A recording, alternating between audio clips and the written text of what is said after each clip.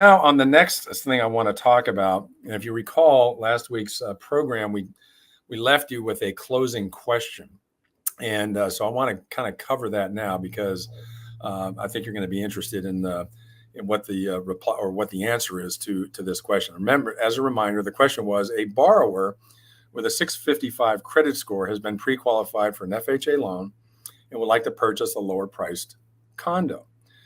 Will the borrower be able to do so if the condo development that the person is interested in is not FHA approved or not on the FHA approved list? Well, guess what? The answer is definite maybe. Now, I'm being a little funny there, but the point is there is a potential option for this scenario, and it's called the FHA Single Unit Approval, or SUA. Now, what does this entail? Well, what it involves is the ability to get an individual condominium unit that's located in a condominium subdivision that's not already on the FHA approved list. This is a process whereby we can determine if that individual unit could still be eligible for an FHA loan. Now, in order for that to occur, we have to meet certain criteria, and there's a specific checklist that's used that is a good summary of what conditions the condominium property has to meet to be eligible for a single unit approval loan. So let me go ahead and pull up that checklist just to give you an idea what it looks like. And here it is. And by the way, with regard to this checklist, if you'd like to get a copy, contact me. I'll be happy to send it out to you so you have it for your records. But as you go through it, you're going to see some bullet points of the kind of criteria the condominium development has to meet in order for FHA to potentially approve a transaction for a single unit within the development that's not FHA approved. Now, in this bullet point list, there are certain things that tend to be the biggest or the most important criteria and can usually make or break the deal. Now, the first one that's very important, I would say, is short-term rental. A condominium development cannot have a short-term rental policy that allows less than 30 days short-term rental. So that's very important. Here in the Coachella Valley, there's a decent amount of condominium developments that have short-term rental policies below that. So those ones would not be eligible for this program. But there are still a lot who do allow 30-day rental or more, not less than that. So that would make that development eligible for an FHA SUA loan.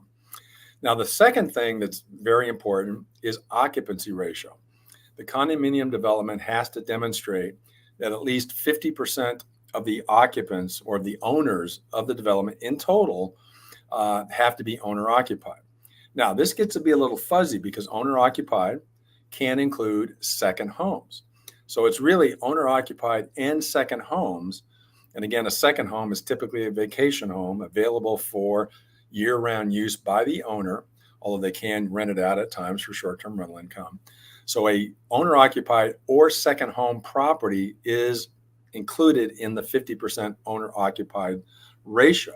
So what this really means is not more than 50% of the total condominium developments can be leased out to long-term tenants. Now, where it gets tricky is being able to verify this number.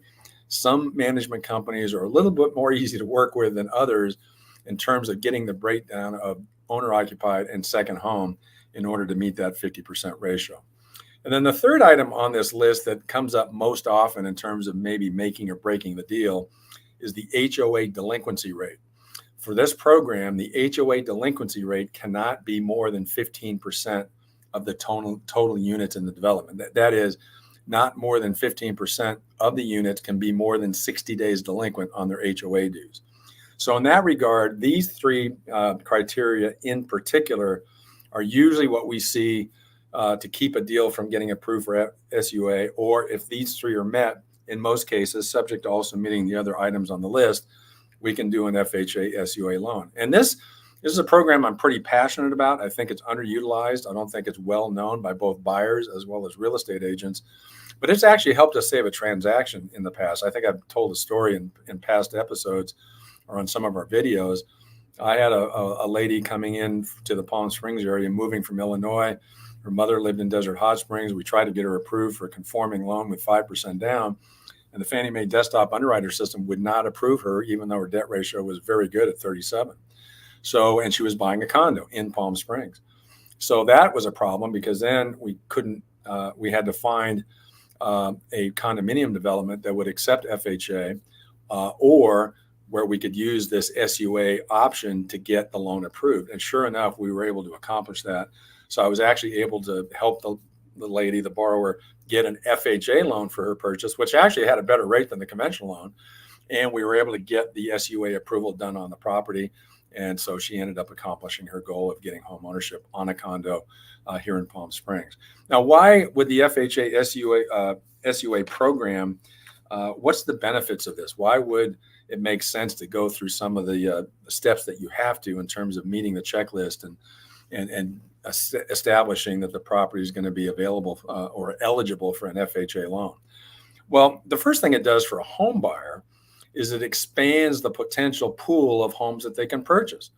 There's a lot of homeowners, or actually first-time home buyers, who may be at lower credit score levels, who may have determined through talking to someone like me that they need to use an FHA loan in order to get approved, and particularly for a price level that they want. So this program opens up the pool of available homes because there may be more condos available for that buyer to purchase. The other thing about FHA, as I just touched on, is particularly for borrowers who have lower credit scores or who may be a little bit more challenged in terms of debt to income ratios, FHA is almost always a better loan option than conventional Fannie Mae, Freddie Mac agency loans. Even though those offer a 3% down payment, FHA is almost always going to provide better terms for lower credit score borrowers and borrowers challenged with a little bit higher debt ratios. And the other thing, it's a subtle thing, conforming conventional loans actually consider a condominium property type to be a risky feature.